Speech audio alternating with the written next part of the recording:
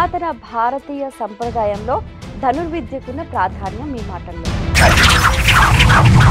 ఈ ధనుర్విద్యలో ఎన్ని లక్ష్యాలు? ఈ ఆర్చరీ వల్ల ప్రపంచానికి ఎటువంటి మేలు జరుగుతుందంటారు? భారతీయులలో ఏమి తక్కువైంది ఇప్పుడులో అంటే శాస్త్రం తక్కువైంది. ఈ ధనుర్విద్య నేర్చుకునే క్రమంలో ఏమైనా నియమాలు పాటించాలంటారా? ఇందులో ఉన్న కామ, క్రోధ, మోహ, మద, మాత్సర్యాలన్నీ అణిచేసేసి విద్యని ఆయనకి ఇస్తున్నారు.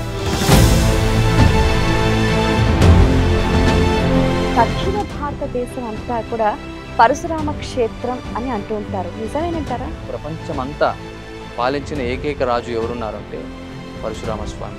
గురుదక్షిణ తప్పనిసరిగా ఇవ్వాలి. ఆ దక్షిణ ఆ గురువుని నిలబెట్టు, అందుకోసమే గురుదక్షిణ.